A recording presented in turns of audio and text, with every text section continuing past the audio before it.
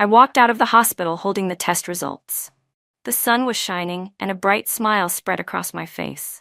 I couldn't wait to share the good news with Ryan Cooper. I was pregnant, and he was going to be a father. But the moment I pulled out my phone, the smile disappeared. A news alert popped up. Genius director Ryan Cooper's remake becomes a hit once again, and the leading lady is her. I tapped on it. There she was, Emily Lane. Her photo dominated the page. The headline read, "A dream come true in our lifetime." The internet exploded. Director Cooper is back with his leading lady. He never really got over her. Years ago, Ryan had created Wildfire specifically for Emily.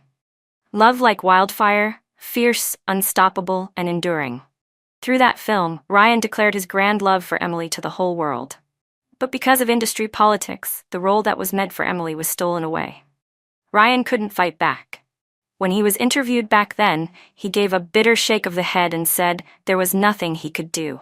The sorrow in his eyes was plain to see. Now, facing the reporters again, Ryan smiled. He had finally gotten what he wanted. He looked at Emily with an expression of utter tenderness and said, "She's the only leading lady in this film." Emily looked deeply moved, her eyes shimmering with tears. That moment was picked up and reposted wildly across every major platform.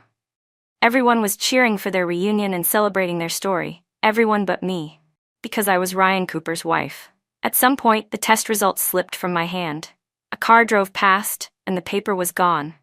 I looked up at the sun. It suddenly felt blinding.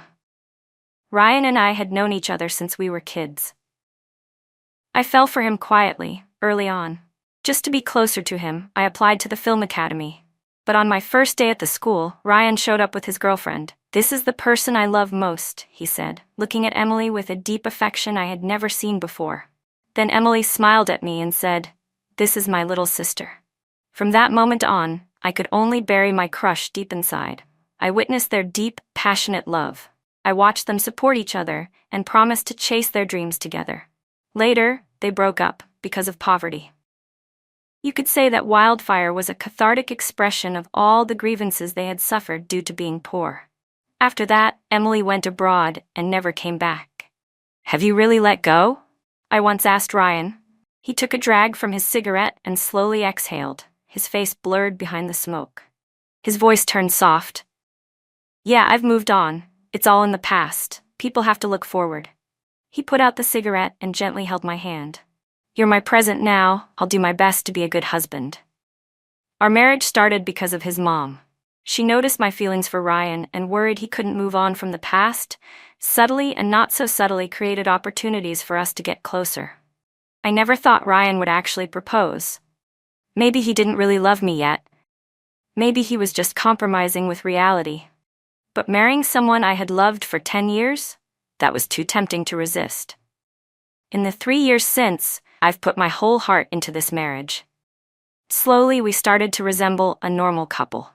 There were even moments of sweetness in our daily life. I thought we would keep going like this forever, until I saw that news, and suddenly, everything made sense. No wonder Ryan had been so busy lately, barely replying to my messages, only coming home late at night. He had planned this from the start, to make up for what he and Emily lost, on the very day she returned to the country. And I had no idea. I was still thinking I could surprise him with my pregnancy. It was already late. I tried calling Ryan several times, but he didn't pick up. I had no choice but to call his assistant, Jake. "Do you know where Ryan is?" I asked. Jake hesitated on the other end of the line. "He's still at a dinner meeting. It hasn't ended yet," he finally said. "Did he drink a lot?" I asked. "Should I come pick him up?" Jake's voice on the other end sounded tense. "No, please don't, Ellie. It's fine. The dinner's over. I'll take Ryan home myself." I sat on the couch waiting. The moment the door opened, I didn't even get a word out before I froze. Emily Lane stood at the doorway, holding onto Ryan's arm. He looked surprised to see me. "Oh, you've been staying at Ryan's place recently?" she asked, still stuck in the past, back when I was just Ryan Cooper's little sister. But now, I was his wife. For a moment, I hated our hidden marriage. Ryan had said he didn't want our relationship to interfere with my rising acting career, so only a few close people knew we were married. Of course, Emily, living abroad all these years, had no idea. She didn't know that I wasn't just staying at Ryan's house. I had been sharing a bed with him for the past 3 years. "What are you standing there for?" Emily called out, impatient. "Come help me get your brother inside." She patted Ryan's flushed face and muttered, half joking, "He's so heavy tonight." I wasn't even sure how I walked over. Emily kept chattering, telling me how much Ryan had drunk tonight, how the entire film crew had tried and failed to stop him. "He was probably just happy," she said softly. "Getting back something you lost? It's never easy." Ryan leaned heavily on me. I tried to steady his arm, but suddenly, like snapping out of a dream, he flinched and pushed my hand away. Instead, he clung tightly to Emily, his expression anxious and restless. "Emily, don't leave," he pleaded like a lost child. "Please, don't leave me."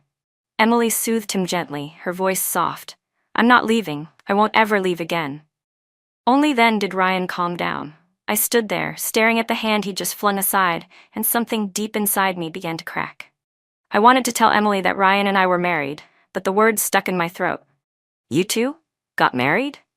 Emily's voice rang out, sharp and disbelieving, cutting through the heavy air and pulling me out of my daze. I followed her gaze. There, high up on the living room wall, was our wedding photo. Ryan and I, side by side. The mention of our marriage seemed to jolt Ryan back to clarity. The confusion in his eyes faded, and he instinctively called Emily's name. But when he met her tear-filled eyes, his voice caught, and the pain returned to his face. I stood there, frozen, the chill creeping all over me. "Ryan," I said, barely recognizing my own trembling voice. "Do you even see me anymore?" He paused, stiffly turning his head to finally look at his wife. Just then, Emily yanked her hand from his grip and ran out, crying. The moment her hand left his gaze left me too. He took a few steps to follow her, but then stopped. I held my breath, hope briefly flickering in my chest. "Ellie, I should go find her," he said. "It's too late, it's not safe for her to be out alone." If he had looked back at that moment, he would have seen me, standing there in the hallway, the light in my eyes slowly going out. Once he disappeared from view, I collapsed to the floor. The tears spilled silently down my cheeks. I had never felt it so clearly before. In Ryan Cooper's heart, no one could ever compare to Emily Lane. As long as Emily was around, Ryan's eyes would always follow her. I placed a hand over my belly, the sorrow swelling inside me. 10 years of love meant nothing. 3 years of marriage meant nothing. And what about this child? Just when I was beginning to feel joy about this new life inside me, maybe Ryan had already been preparing to run back to someone else. The clock on the wall ticked steadily. The floor grew colder beneath me. My emotions had burst out of control, but I had to think of the baby. I forced my weak body to stand, turned off all the lights, and lay down in bed. The darkness around me surged in, pressing from all sides, as if rushing to drown me. Only a sliver of moonlight spilled through the window, falling softly across my body. I lay there with my eyes wide open, staring blankly as my thoughts drifted far away. Ryan and I used to be like that faint beam of moonlight. We were neighbors and barely interacted at first. I grew up without a mother, and my father couldn't have cared less about me. Naturally, I became the one everyone at school picked on, because no one was there to stand up for me. That was until one day, Ryan noticed the hidden bruises on my body. When I was being bullied again, he suddenly appeared like a hero descending from the sky. "You're the ones who keep picking on her, right?" he said, without hesitation, striking back hard. "Apologize to her."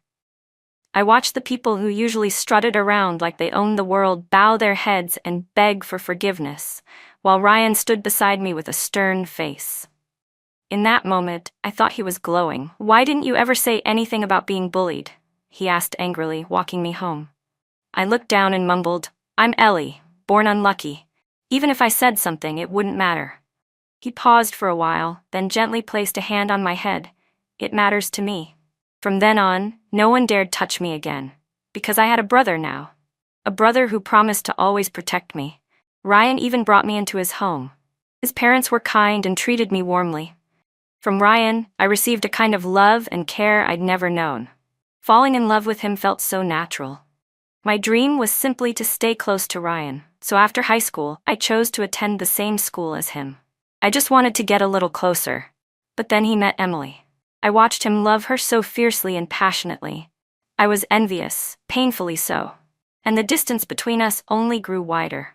Still, I thought, maybe chasing after someone didn't always need to end in a result. Maybe it was enough just to keep running after them. Then, they broke up for good, and Ryan proposed to me. It felt like standing among the clouds, and above me was the moon I had always longed to reach.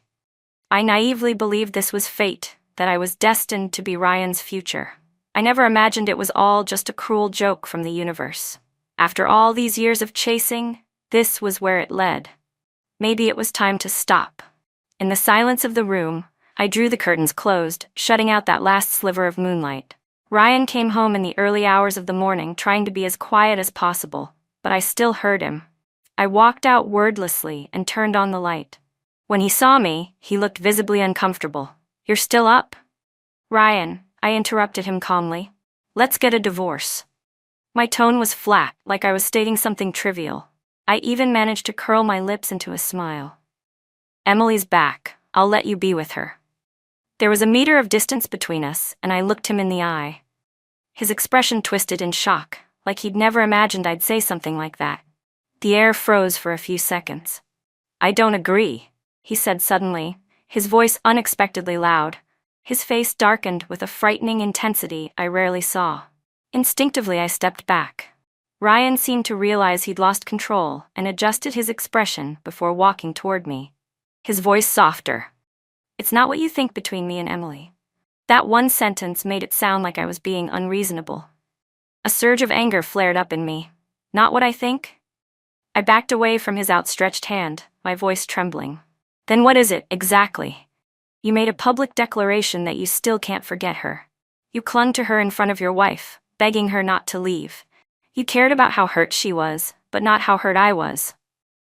By the time I reached the last word, a tear had already fallen onto my hand. I turned my face away and wiped the stream of tears escaping my eyes. Some things, when you think about them too much, become unbearable. It was never as simple as I wanted to believe. Ryan was speechless. After a long silence, he finally admitted in a low voice, "I won't deny that I still have feelings for him. But I know I've lost. And that's enough." Exhausted, I turned away. A dull ache stirred in my abdomen. I gently placed a hand over it and whispered, "I'm sorry, baby. I kept you up too." The next day, Emily asked to meet me. We sat in a cafe. Her eyes were slightly red, and she looked tired, like she'd cried hard the night before. "I'm sorry," she said. "I didn't mean for any of it to happen. I didn't know." She paused, then slowly added, "You and Ryan are married?" I stirred the milk in my cup silently, saying nothing. "I heard you and Ryan argued yesterday. Because of me," she said, looking at me with a faint smile that felt forced, heavy with sorrow. "You don't need to take it so personally," she continued, her voice soft and slightly choked. "Ryan and I are in the past. We missed our chance. So you have to be happy." A single tear slipped from the corner of her eye. Emily quickly turned her head and wiped it away, trying to hide it. That scene, that image, felt all too familiar. But this time, instead of sympathy, I felt a wave of irritation. She looked so heartbreakingly nostalgic, and still tried to play the part of the generous ex wishing me happiness. Suddenly, I remembered how Ryan was the same way last night, admitting he still had feelings for Emily while refusing to divorce me. Like I was the one standing in the way of their love. As if they were only holding back because of me. It was ridiculous, and I actually let out a laugh. That was when Ryan showed up. "Emily, why are you crying?" he asked, clearly flustered. He grabbed a tissue from the table and began gently wiping the tears from her face. Once again, I wasn't even in his eyes. My heart had gone completely numb. Emily glanced at me, then reached out and pushed his hand away. "You should be worried about Ellie. She's your wife." Ryan pulled his hand back and slowly sat down beside me. A long silence fell between us. "Ellie," he began, but didn't finish. Suddenly, he shot to his feet. "Emily, you're having an allergic reaction." Emily gasped, covering her face as red blotches began to appear on her skin. Ryan immediately realized it was the milk in the coffee. I knew Emily was allergic to milk. I remembered once when we were out shopping and I handed her a cup of milk tea. Her skin had broken out in hives almost instantly. Ryan had come rushing in, scooped her up, and carried her to the hospital. Afterward, he'd looked at me with so much blame in his eyes, like Emily was the most precious thing in the world. And now, the scene was repeating itself. Ryan scooped Emily into his arms again, rushing out of the cafe. His face was filled with real, undeniable panic. I was left behind, staring at the coffee on the table. Something about it felt off. Emily had ordered the coffee ahead of time. She knew it contained milk. If she was allergic, why would she still order it? And then I remembered that time with the milk tea. She hadn't refused it either. It wasn't until I saw her rush to the hospital that I even knew about the allergy. I'd been overwhelmed by guilt and worry at the time, never questioning why she drank it when she knew what would happen. Now I compared the two moments. What hadn't changed was Ryan's reaction, his care, his panic, and the way I was completely ignored. Something began to form in my mind, slowly rising from the depths. What if Emily had done it on purpose? What if she wanted to remind me, to make it unmistakably clear, just how important she was to Ryan? Love is like fire. When it burns that fiercely, it can't be hidden. Even Ryan's mom had seen how much I liked him. So had Emily, all those years ago. Maybe this was her way of pushing me away back then. And maybe it still is now. I didn't want to think about it anymore. I had already made up my mind to get a divorce. I grabbed my bag and left, heading straight to a law firm. All I asked for was a divorce agreement. That night, when I got home, I opened our chat to send Ryan a message. But the last messages from a few days ago stared back at me. I had written, "I have a surprise for you." 3 hours later, he replied, "What is it?" And I said, "Not telling yet, you'll find out soon." I felt a bitter ache. At the time, I was constantly exhausted and nauseous. I had bought a pregnancy test with both nervousness and hope in my heart. Every second of waiting felt like an eternity. When I finally saw the 2 pink lines, I nearly cried from happiness. I thought I was one step closer to the warm, happy home I had dreamed of. I couldn't wait to message Ryan. I called it a surprise. But I hadn't said the words outright, just in case the test was wrong. I figured I'd go to the hospital, confirm it, and tell him when it was certain. But I never got the chance. He never even asked. I let out a bitter laugh. All his attention was on Emily. Why would he care what I had to say? I typed, "I'm waiting for you at home," and hit send. But my mood was nothing like before. When Ryan came home, I was sitting on the couch watching a comedy. I was laughing so hard, I didn't even hear him come in. He cleared his throat by the door. I looked over but didn't react. His brows furrowed slightly. This was the first time I hadn't gone to greet him, hadn't smiled like I used to. But his expression quickly returned to normal. "What are you watching that's so funny?" he asked as he walked over, reaching out to pat my head, just like he always did. The scent of perfume hit me. It was Emily's favorite. A wave of nausea swept over me. I instinctively flinched away. He wanted to keep pretending everything was fine, but I refused to play along. His hand froze midair. A brief look of confusion crossed his face before his tone darkened, calling my name sharply, his usual sign of displeasure. In the past, I would have quickly softened my voice and tried to comfort him. But not anymore. The tension thickened between us. I turned away, muted the TV, and said, "I had someone draft a divorce agreement. Just sign it when the time comes." Ryan's face instantly darkened. His voice was low and angry. "Ellie, have you had enough of this yet?" I didn't understand. I had already lost so much. Why was he still so dissatisfied? "I gave up my place for Emily. Aren't you happy?" I tilted my head and asked, confused. Ryan let out a cold laugh. "Wow, so generous of you." I lowered my eyes and said quietly, "I'm just being realistic. Someone who doesn't belong to me. No matter how much I chase after him, it's useless. So let's divorce." After hearing me bring up divorce again and again, Ryan finally lost it. He gritted his teeth. "Fine, but don't you dare regret it." I went quiet for a few seconds. Seeing that, Ryan's expression eased a little. His eyebrows lifted slightly as if he was sure I'd come crawling back. But I told him calmly, "Don't worry. I won't regret it." That's when Ryan snapped, like a cat whose tail had just been stepped on. "Great," he shouted. "I won't regret it either.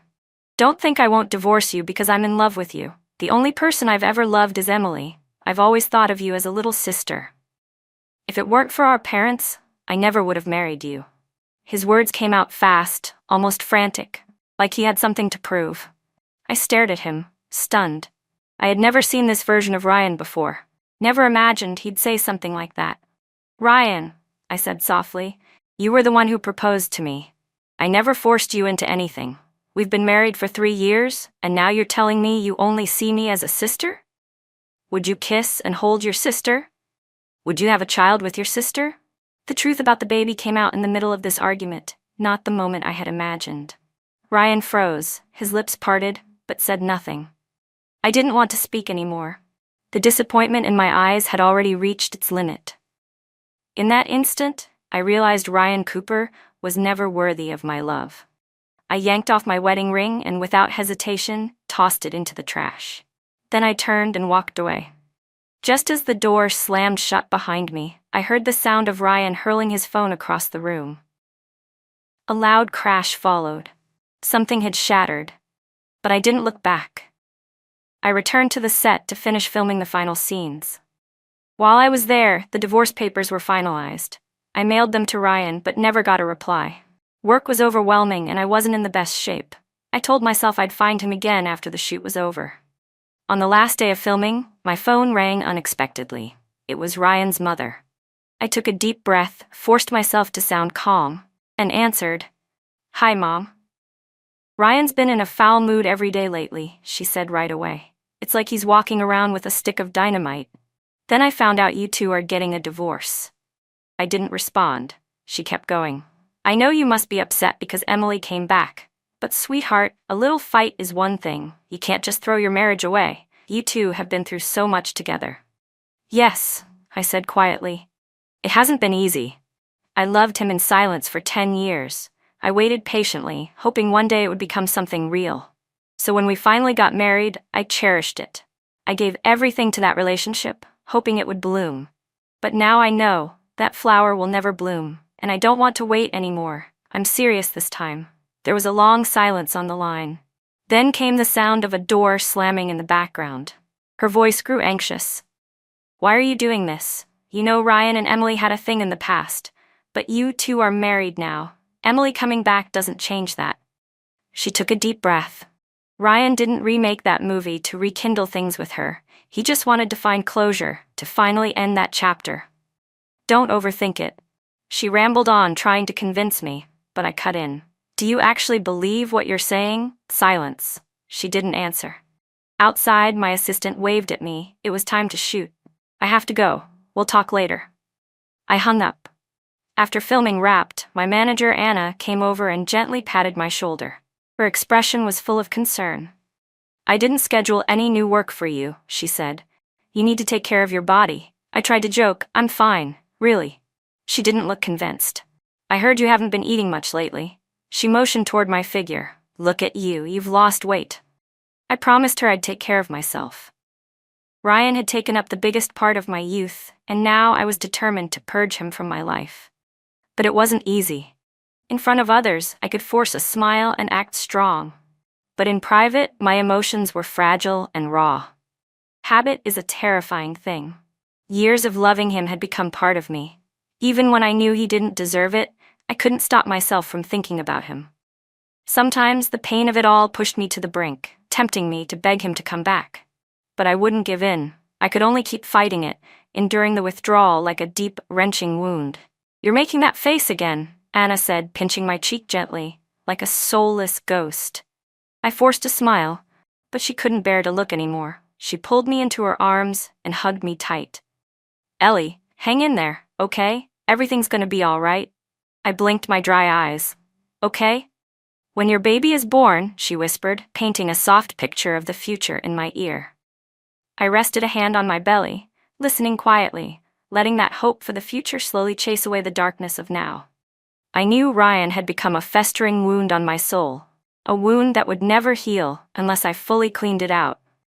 And though the process hurt, as long as I could endure the pain, I would be okay.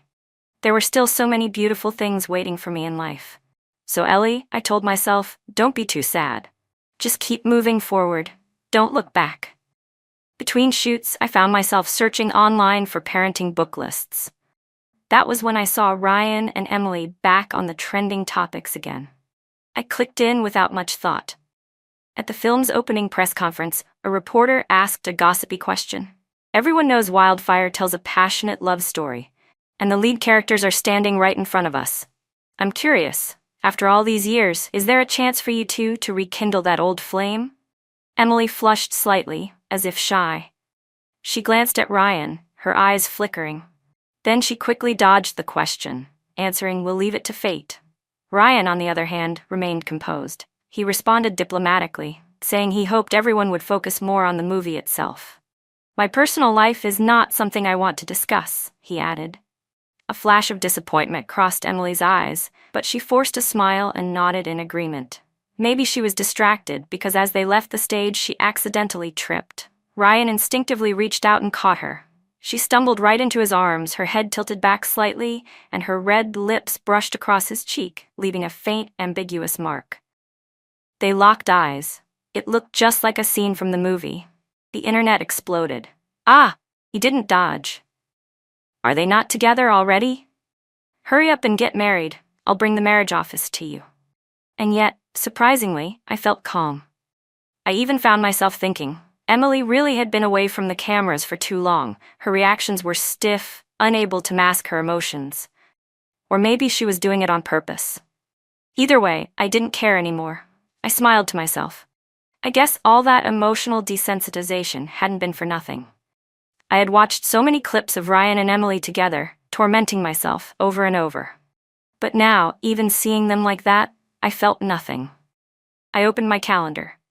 The final day of filming was just around the corner, and it was time I formally scheduled my divorce with Ryan. When the last scene wrapped, I politely declined the crew's offer to throw me a wrap party. As I turned a corner, someone unexpected blocked my way. Luna Lee, the female lead of the film. She was also the girlfriend of our main investor, Mr. Lee. A classic-kept woman, fragile and gentle on the outside, but feisty and temperamental beneath the surface. We'd only ever interacted during scenes, so I was confused. "What is it?" I asked. She led me to a quiet, secluded spot among the trees. Then she suddenly asked, "Do you know what a white moonlight is?" "What?" I blinked, caught off guard. She went on without waiting for an answer. "It's the kind of person who makes everyone else fade into the background. As long as they're there, no one else matters." She turned to me, still wearing her Qing Dynasty costume from the set, her red lips curved into a strange smile. "Don't you think that's true?" I stared at her, sensing something off. Then came the punchline. "Emily is that flawless moonlight," she said. "And you're nothing but the dull dust on the ground. The difference in how Ryan treats you versus her, hasn't that been obvious enough?" She stepped closer with each word, her tone turning accusatory. "So why haven't you signed the divorce papers yet?" "Emily. Luna." So they were family. How ironic. Everyone knew about Ryan and Emily's love story, and my marriage with him? Practically invisible. It hit me. Emily must have sent her. There was no other way Luna would know these things. But what I couldn't figure out was how it had turned into me refusing to sign the divorce papers, when Ryan had been the one dragging his feet all along. Luna looked annoyed. "I came on my own," she snapped. "I just can't stand people like you, always inserting themselves into someone else's true love. Don't you realize you're just the third wheel?" I nearly laughed. Ryan and I didn't get married until 2 years after he and Emily broke up. I looked her dead in the eyes and said coldly, "They call that true love?" Emily left the country, not died. If it was really love, why didn't they try to find each other? And if it was so sacred, why did Ryan marry me? As for who the third party is, I glanced at Luna and said coldly, "Take a good look at yourself first." I'd lost all interest in arguing. I turned to leave, but Luna suddenly lunged at me and shoved me hard. "You're full of crap," she shouted. The force of the push knocked me off balance. I fell hard, my body tumbling before slamming into a tree. Luna was just about to mock my disheveled state until she saw the pool of blood spreading beneath me. Her pupils contracted in horror. The shock and fear on her face were unmistakable. I stared blankly at the blood. My head buzzed, and suddenly I couldn't hear anything. I fumbled for my phone, my hands trembling as I unlocked the screen. When the emergency line connected, I choked back sobs, my teeth clattering from shock. Please help me. Save my baby." Then everything went dark. I felt my stomach grow emptier, colder, until I slipped into unconsciousness. When I woke, the first words out of my mouth were, "Is the baby still here?" My assistant, a fresh-faced college grad, stood nearby, pale as a sheet. He had never witnessed anything like this. When he heard me, his lips trembled, but he couldn't get a word out. I knew then. I stared into nothingness, and suddenly I began hitting myself, sobbing hysterically. It's my fault. It's all my fault. Tears streamed uncontrollably down my cheeks. Anna, my manager, rushed in and pulled me into her arms, gently trying to calm me. Why did I follow her? Why did I even argue with her? I could have been more careful. I cried as I beat my own head. Anna held my hands tightly, her voice cracking. Ellie, it's not your fault. Please stop blaming yourself. I collapsed into her arms, weeping uncontrollably. Anna, I lost my baby. I thought of all the parenting books I had read.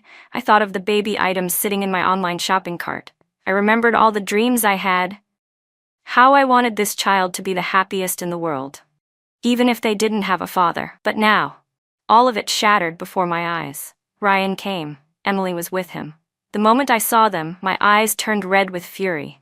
I grabbed a cup from the table and hurled it with all my strength. It smashed on the floor, shards of porcelain slicing into Emily's ankle. She let out a soft cry and looked at Ryan, eyes watery and full of grievance. Ryan, she whispered his name, sounding delicate and wronged. For the first time, Ryan didn't look at her. He looked at me instead, eyes wide in disbelief. We really had a child? Not have. Had. His relief was almost visible. So, the stuff online isn't true, he murmured. I didn't know that my private pain had already become a public spectacle.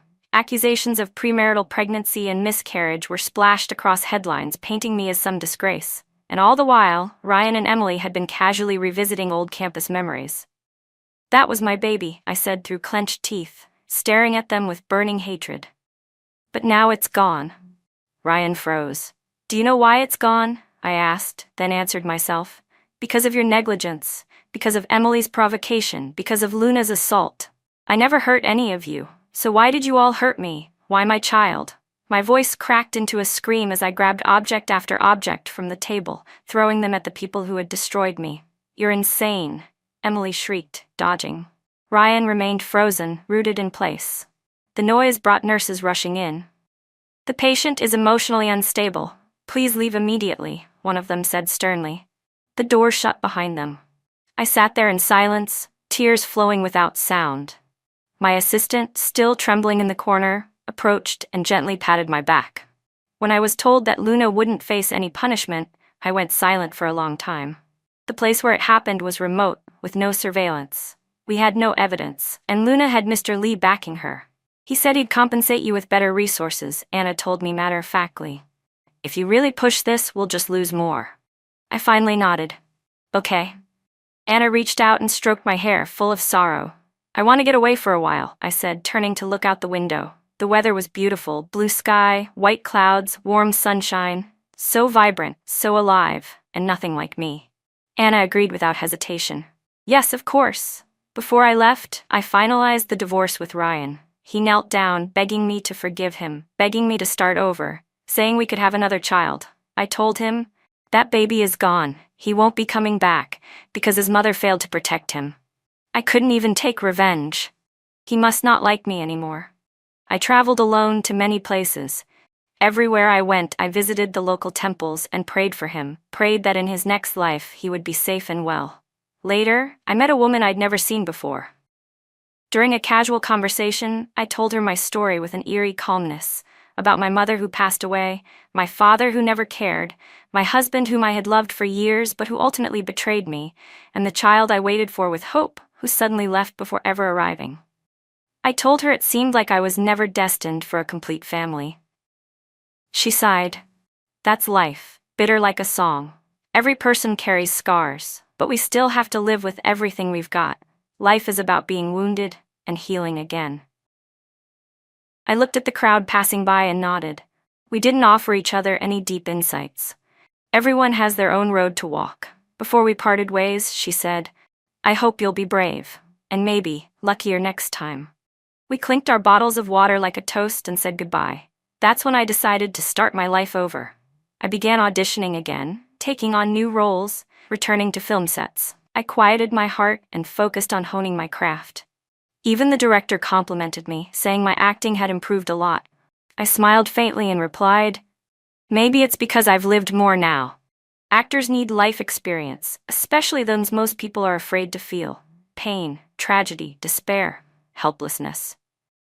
Once you've actually experienced those emotions, your performance doesn't stay on the surface. "As long as you keep working steadily like this," the director said, patting my shoulder with an approving look, "you've got a bright future ahead of you." I lowered my gaze and gave a soft smile. Sometimes Ryan would show up around the set, waiting. I heard he and Emily had been arguing constantly, which caused Wildfire's production to slow to a crawl. I didn't care. Whenever I saw him, I acted like I hadn't. One time, Ryan grabbed my sleeve and pleaded, "Ellie, please don't ignore me." I didn't react. "Even if you want to hit me, yell at me, anything. Please, just don't shut me out." He looked worn out, completely broken.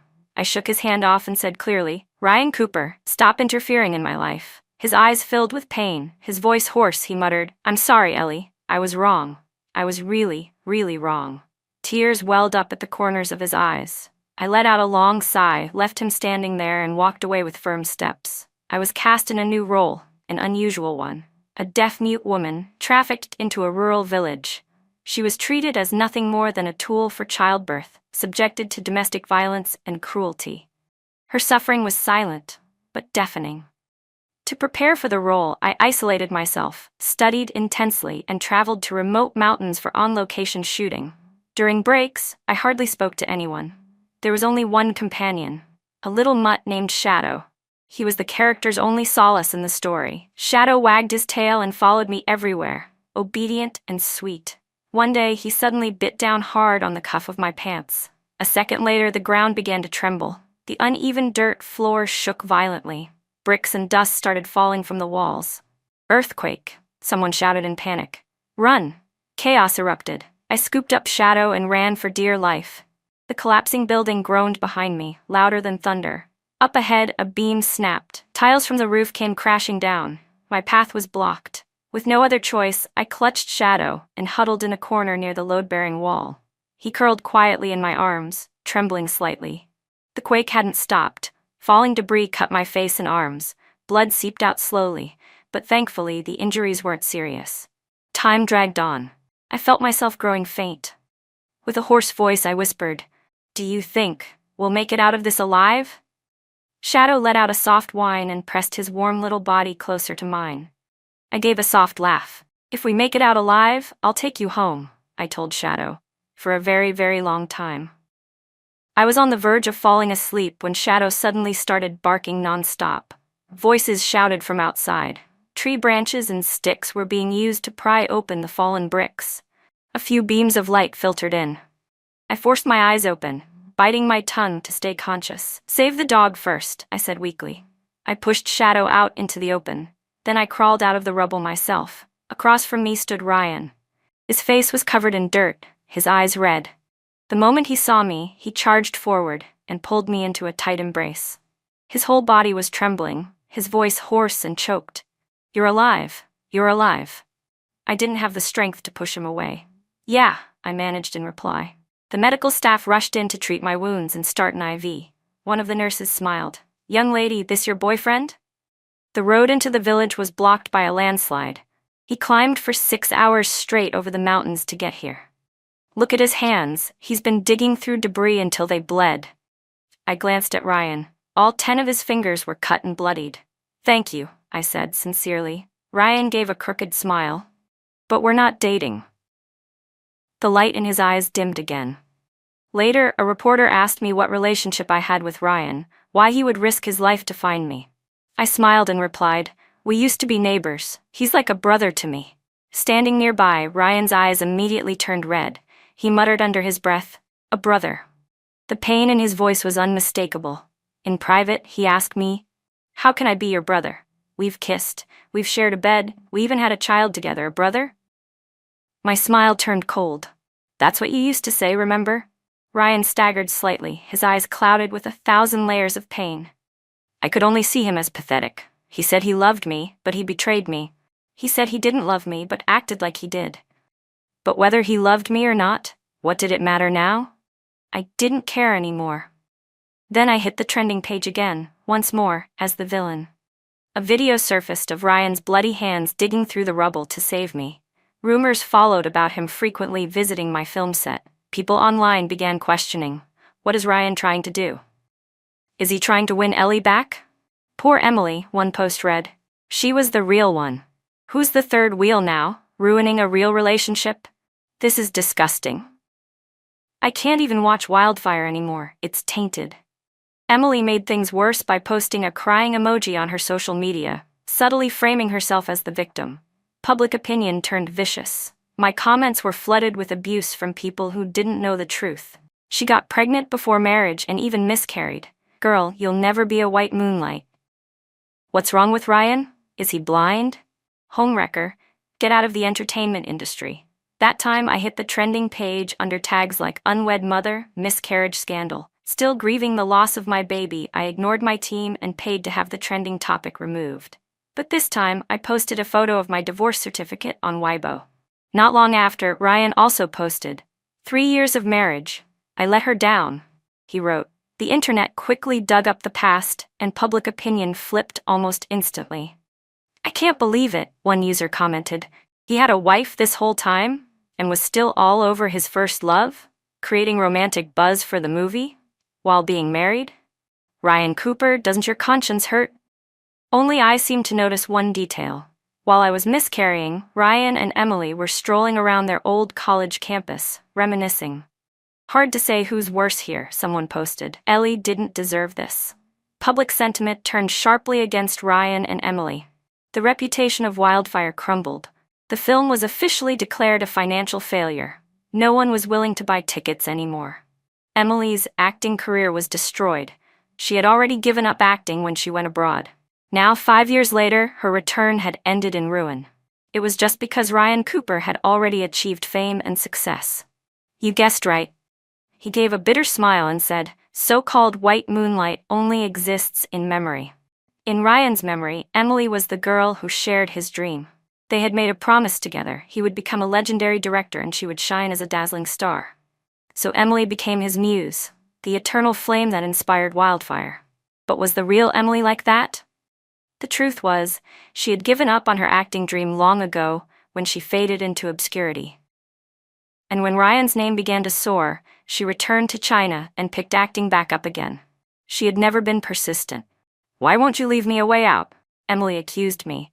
But the only glow Emily had upon re-entering the entertainment world came from the white moonlight fantasy, the nostalgic illusion of Wildfire.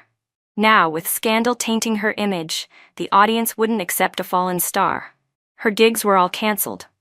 I told her, Emily, you're the one who didn't leave yourself a way out. A person with a dishonest heart can't go far. I exposed all her manipulative tactics, how her focus was never on her work, but on winning back Ryan and tearing me down.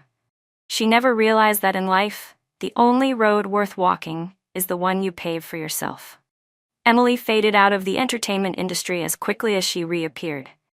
Her stardom, just a fleeting dream, shattered completely. At the same time, Ryan's career also began to decline. He drowned himself in his failed relationship and could no longer create. The once brilliant visionary director could no longer produce anything that amazed. Then there was Luna. I hadn't forgotten her. Quietly, I gave a nudge and helped expose the story between Luna and Mr. Lee. Mr. Lee's wife was a powerful, controlling woman. Soon after, news broke. Mr. Lee was kicked out of his own house with nothing. With her keeper gone, the canary in the gilded cage began to wither. Do you regret marrying Ryan Cooper? That was the first question in a special emotional interview. Too many people were invested in my so-called tragic marriage, treating me as some fragile victim in need of protection.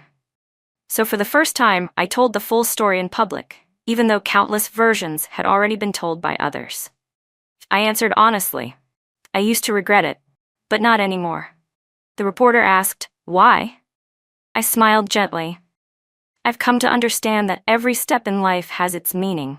If I had to do it all over again, with the mindset and heart I had back then, I would have made the same choices. I loved Ryan for 10 years. 10 years is a long time, long enough for love to become an obsession. Even when I dated other people, it never worked out. That's just how people are. Sometimes you have to hit a wall before you turn around. I realized that marriage was necessary. Without it, Emily would always remain Ryan's unreachable white moonlight, so close, yet forever distant. And if I'd never married him, he would have become my white moonlight instead. I would have idealized him forever, put a filter on everything he was. But after marrying him, I finally saw him clearly, and I realized that, stripped of love's illusion, he was just ordinary. "Would you be open to a new relationship?" the reporter asked. I shook my head. A failed relationship doesn't mean I'm a failure. Love is a two-way street. Maybe it just wasn't the right person. I joked, I won't say no to someone new, especially now that there's no one in my heart to hold me back. And as for fear of getting hurt, that's not something worth worrying about in advance. As long as you have the courage to begin and the strength to walk away, that's enough. I smiled into the camera. So, to all the fans out there, don't worry about me, I'm really doing great. Little by little, I had finally pulled away from Ryan. He used wildfire to describe love, but I used wildfire to describe myself. I would burn across a vast open field, unextinguished by the storm, lifted high by the wind. Later, I stood on stage holding an award, Best Supporting Actress. I lifted my trophy and the host asked, "Do you have anything you'd like to say?" In my eyes burned not pain, but ambition. I said boldly, "I hope I'll be back here again next time. And I hope when people hear the name Ellie Chen, they'll say, she's a damn good actress." Thunderous applause filled the room. That trophy was my badge of honor. 3 years later, I brought home Best Actress. I opened the door. Shadow was waiting, wagging his tail. The moment he saw me, he leapt into my arms, whining sweetly. "You missed me, huh?" I laughed, hugging him close. I casually placed the trophy on the shelf and rubbed my face against his. "Sorry I'm late today, buddy." Shadow licked my cheek, and I burst out laughing. "Who says this isn't home? The story ends here."